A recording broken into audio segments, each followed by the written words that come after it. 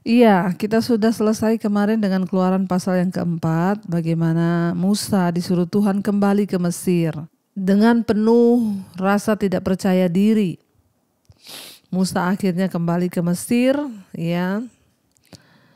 Dan kita juga sudah melihat kemarin bagaimana ketika satu malam, ya, Musa hampir saja terbunuh karena dia tidak menyunat anaknya yang laki-laki. Karena memang Musa tidak dibesarkan di tengah bangsa Israel. Dari kecil dia sudah berada di istana Mesir, Fir'aun. Tapi akhirnya istrinya menyunat anaknya dan akhirnya Musa terluput. Sekarang kita lanjut ke Keluaran pasal yang kelima. Ya, di mana Musa menghadap Fir'aun, bangsa Israel makin ditindas. Kita melihat Tuhan memang sudah berkata bahwa Musa, kamu harus pergi sampaikan kepada Fir'aun bahwa aku menyuruh engkau untuk membebaskan umatku. Tapi Tuhan sudah berfirman, tapi ya Fir'aun pasti tidak akan melepaskan begitu saja ya bangsa itu. Dan Tuhan meneguhkan Musa bahwa ya tapi kamu tenang sebab aku yang akan berperkara. Sekarang kita lanjut pasal yang kelima ayat yang pertama. Kemudian Musa dan Harun pergi menghadap Fir'aun lalu berkata kepadanya, beginilah firman Tuhan Allah Israel. Biarkanlah umatku pergi untuk mengadakan perayaan bagiku di padang gurun. Ayat 2, tetapi Fir'aun berkata, siapakah Tuhan itu yang harus kudengarkan firman-Nya untuk memberikan orang Israel pergi, membiarkan orang Israel pergi? Tidak kenal aku Tuhan itu dan tidak juga aku akan membiarkan orang Israel pergi. Jadi apa yang sudah difirmankan Tuhan kepada Musa itu terjadi. Tuhan bilang kamu pergi menghadap Fir'aun, tapi dia pasti tidak akan membiarkan umatku itu pergi, tapi kamu lakukan saja tugasmu. Ketika Musa memberitahukan firman Tuhan kepada Fir'aun, Fir'aun menjawab, siapa Tuhan itu? Saya tidak kenal sama Tuhan itu. Ya, siapa Tuhan itu sehingga aku harus membiarkan bangsa ini pergi begitu saja. Ya, tidak kenal aku dengan Tuhan, dia bilang ya. Ayat yang ketiga,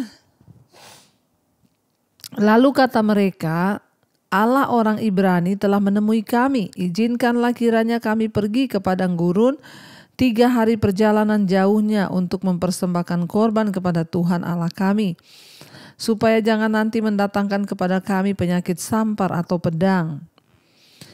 Ya, kita lihat di sini saudara, jadi Fir'aun itu terbiasa dengan ya banyak dewa-dewa di Mesir yang mereka sembah. Dan ia belum pernah mendengar mengenai Allah Israel ya. Jadi ini Fir'aun yang bukan yang pertama dulu yang menerima Yusuf ya. Ini Fir'aun yang berbeda karena Fir'aunnya itu sudah mati. Fir'aun itu adalah julukan bagi Raja Mesir ya. Jadi yang Fir'aun ini belum pernah mendengar mengenai Allah Israel. Fir'aun beranggapan bahwa Allah dari budak-budak Ibrani itu tidak mungkin perkasa atau sangat kuat atau berkuasa.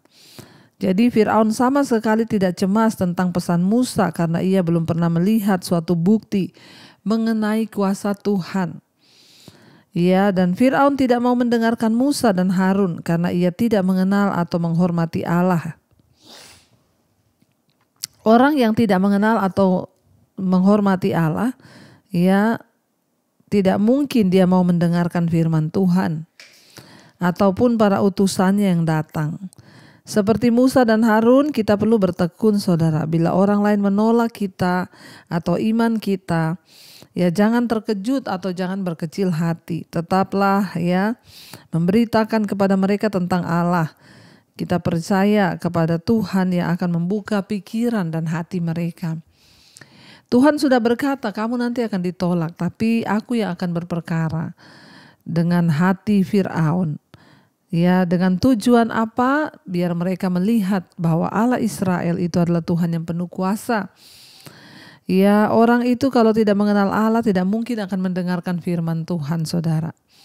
Di kehidupan nyata kita pun kita melihat ada orang-orang yang tidak mau dengar firman, gak mau dengar khotbah. Kalau diajak walaupun Kristen ya, ayo dengar khotbah, gak mau. Kenapa ya? Karena memang dia tidak mengenal Allah secara pribadi. Ayat yang keempat, tetapi Raja Mesir berkata kepada mereka, Musa dan Harun, mengapakah kamu bawa-bawa bangsa ini melalaikan pekerjaannya? Pergilah melakukan pekerjaanmu. Ayat 5, lagi kata Fir'aun, lihat, sekarang telah terlalu banyak bangsamu di negeri ini. Masakan kamu hendak menghentikan mereka dari kerja paksanya?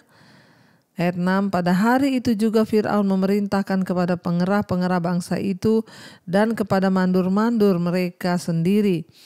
Tidak boleh lagi kamu memberikan jerami kepada bangsa itu untuk membuat batu bata.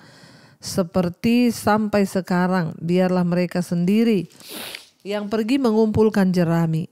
Tetapi jumlah batu bata yang harus dibuat mereka sampai sekarang, bebankanlah itu juga kepada mereka dan jangan menguranginya. Karena mereka pemalas, itulah sebabnya mereka berteriak-teriak, izinkanlah kami pergi mempersembahkan korban kepada Allah kami. Jadi saudara, justru ketika Musa dan Harun datang menghadap, bangsa Israel semakin ditindas, bukannya semakin diberi anugerah, tapi semakin ditindas. Fir'aun berkata, suruh mereka bikin batu bata dan jeraminya jangan kamu kasih, biar mereka cari sendiri itu jerami. Dan jangan dikurangi jumlahnya, biar mereka bikin lebih banyak atau sesuai itu. Tapi tidak perlu kamu memberikan mereka jerami. Ketika Musa dan Harun membawa pesan itu, bangsa ini semakin diperberat, saudara. Fir'aun berkata, disuruh tambah pekerjaan mereka. Ayat 9 berkata, pekerjaan orang-orang ini harus diperberat, sehingga mereka terikat kepada pekerjaannya dan jangan mempedulikan perkataan dusta. Ayat 10, maka para pengerah bangsa itu dan para mandurnya pergi dan berkata kepada mereka, beginilah kata Fir'aun, aku tidak memberi jerami lagi kepadamu. Pergilah kamu sendiri mengambil jerami di mana saja kamu mendapatkannya, tetapi pekerjaanmu sedikit pun tidak boleh dikurangi. Jadi mereka semakin ditindas. Ya, Musa dan Harun membawa pesan mereka kepada Fir'aun bagaimana yang disuruh oleh Allah. Akibat yang tidak menyenangkan adalah kerja yang semakin keras dan berat, serta penindasan yang semakin kuat terhadap orang-orang Ibrani. Jadi saudara, memang kadang-kadang kesukaran muncul sebagai akibat dari ketaatan kepada Allah. Ya, tapi apakah kita mau mengikut Tuhan atau mau tetap tinggal dalam penderitaan? Bila hidup kita menyedihkan, jangan beranggapan bahwa kita telah kehilangan kemurahan hati Allah. Ya, kita bisa saja menderita karena kita berbuat baik dalam dunia yang jahat ini. Untuk sementara waktu Tuhan izinkan mereka semakin tertindas. Tetapi untuk menggenapi rencana Tuhan memang seringkali ada harga yang harus dibayar.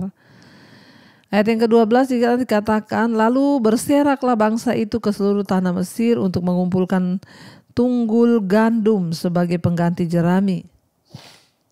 Dan pengerah-pengerah itu mendesak mereka dengan berkata, selesaikan pekerjaanmu, yaitu tugas sehari seperti pada waktu ada jerami.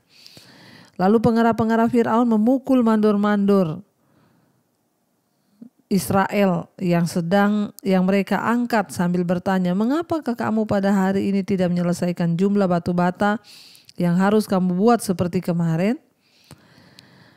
Ayat 6-15, sesudah itu pergilah para mandor-mandor Israel kepada Fir'aun dan mengadukan halnya kepadanya. Mengapakah Tuanku berlaku seperti ini terhadap hamba-hambamu ini? Jerami tidak diberikan lagi kepada hamba-hambamu ini, tetapi walaupun begitu kami diperintahkan membuat batu bata. Dan dalam pada itu hamba-hambamu ini dipukuli, padahal rakyat Tuanku lah yang bersalah. Ayat 17, tetapi ia berkata, pemalas kamu, pemalas. Itulah sebabnya kamu berkata, izinkanlah kami pergi mempersembahkan korban kepada Tuhan. Jadi sekarang pergilah bekerja, jerami tidak akan diberikan lagi kepadamu, tetapi jumlah batu bata yang sama harus kamu serahkan. Ayat 19, maka Mengertilah para mandor Israel bahwa mereka ada dalam keadaan susah, karena dikatakan kepada mereka, kamu tidak boleh mengurangi jumlah batu bata pada tiap-tiap hari. Waktu mereka meninggalkan Fir'aun, berjumpalah mereka dengan Musa dan Harun yang sedang menantikan mereka. Lalu mereka berkata kepada keduanya, kiranya Tuhan memperhatikan perbuatanmu dan menghukumkan kamu, karena kamu telah membusukkan nama kami kepada Fir'aun dan hamba-hambanya, dan dengan demikian kamu telah memberikan pisau kepada mereka untuk membunuh kami.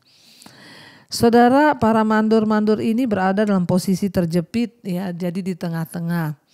Mereka diangkat oleh orang Mesir untuk menjadi mandor atas orang Israel. Tapi mereka juga orang Israel, saudara. Ya, dan mereka akhirnya mengeluh kepada Musa karena tekanan yang begitu berat itu. Ya, dan mereka berkata, apa yang sudah kamu lakukan ini kepada kami? Engkau memberikan pisau kepada Raja Fir'aun untuk membunuh kami. Ya, jadi kita melihat mula-mula mereka mencoba menyuruh orang-orang itu menghasilkan jumlah yang sama. Kemudian mereka mengeluh kepada Fir'aun, akhirnya mereka mendatangi Musa.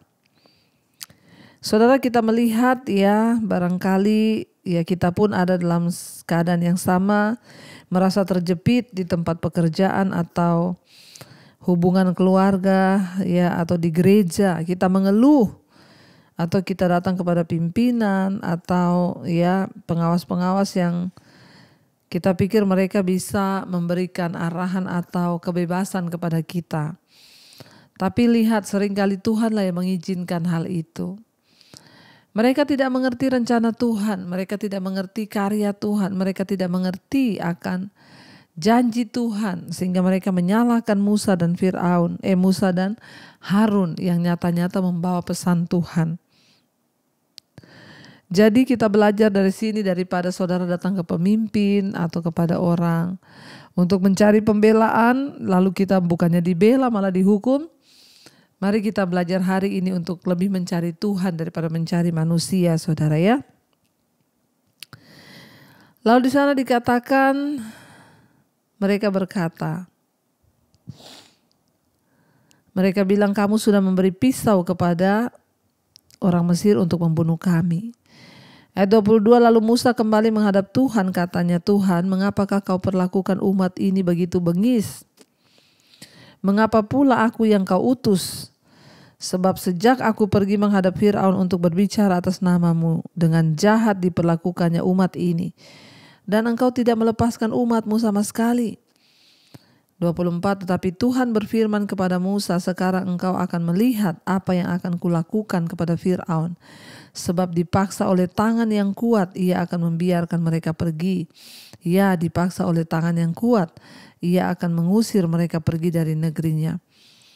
Ketika Musa juga mendapat tantangan dari orang Israel sendiri ketika mereka memarahi Musa dengan apa yang sudah dilakukan. Musa menghadap kepada Tuhan dan Musa berkata, apa yang sudah engkau perbuat Tuhan? Mengapa aku yang engkau suruh untuk menyampaikan pesan ini? Setelah aku menyampaikan pesan, justru bangsa ini ditindas dengan bengis. Kenapa tidak engkau lepaskan saja umatmu? Ya, kenapa engkau melakukan ini kepada umatmu? Saudara, seringkali kita pun mengalami hal yang sama, kita tidak mengerti rencana Tuhan. Waktu kita mengalami hal yang tidak enak, kita tidak mengerti bahwa Tuhan sedang mempersiapkan kita untuk melihat kemuliaannya, membawa kita kepada sebuah rancangan yang terbaik. Karena itu kalau hari ini saudara sedang ada dalam tekanan, masalah, persoalan yang berat, bersabarlah, berserahlah, percayalah Tuhan itu tidak pernah salah dan dia tidak pernah jahat. Dia selalu menyediakan rancangan yang terbaik bagi kita, saudara. Ya, dan karena itu kita belajar hari ini. Ya, ketika Musa mengalami hal itu, dia berkata kepada Tuhan. Dia memprotes Allah. Dan dia berkata, kenapa engkau tidak langsung saja menyelamatkan umatmu? Ya, kenapa Tuhan? Ya, malah mereka makin dalam tindakan yang bengis oleh Fir'aun. Saudara, kita hari-hari ini harus mencoba untuk menyelami rencana Tuhan dalam hidup kita, karena yang tidak enak itu belum tentu tidak baik. Sebaliknya yang enak itu belum tentu baik. Bisa jadi yang enak menjerumuskan kita, yang tidak enak itu menyelamatkan kita. Mari kita mau tundukkan kepala, kita mau renungkan firman ini. Terima kasih Bapa, kami bersyukur. Biarlah kami juga belajar dari kisah hidup bangsa Israel, bahwa yang pahit itu tidak selamanya mencelakakan kami. Seringkali untuk menggenapi rencana Tuhan, kami harus sungguh-sungguh berserah dan percaya bahwa rencana Tuhan itu yang terbaik. Sekalipun ada masalah, tantangan yang kami hadapi, kami tahu Tuhan turut bekerja mendatangkan kebaikan. Hamba berdoa bagi semua anak-anak-Mu, Tuhan, umat-Mu malam hari ini. Mungkin mereka sedang ada dalam tekanan, persoalan, masalah yang berat. Tuhan turut bekerja untuk mendatangkan kebaikan. Bahkan kami berdoa Bapa, apapun yang sedang kami hadapi, ajar kami percaya bahwa Tuhan turut bekerja. Rencana-Mu yang besar sedang digenapi atas hidup kami. Asalkan kami taat berjalan sesuai dengan firman-Mu. Mari buka hati dan tangan-Mu saudara untuk menerima berkat Tuhan. Terimalah kiranya berkat dari Allah Bapa, cinta kasih Tuhan Yesus Kristus, penyertaan Allah Roh Kudus melimpah atas hidupmu, keluargamu, rumah tanggamu. Mulai hari ini bahkan sampai kali yang kedua Tuhan Yesus datang menjemput kita, namamu tercatat di dalam kitab kehidupan. Dalam nama Yesus yang percaya diberkati, katakan bersama, amin, amin, amin. Tuhan Yesus memberkati, shalom dan Immanuel.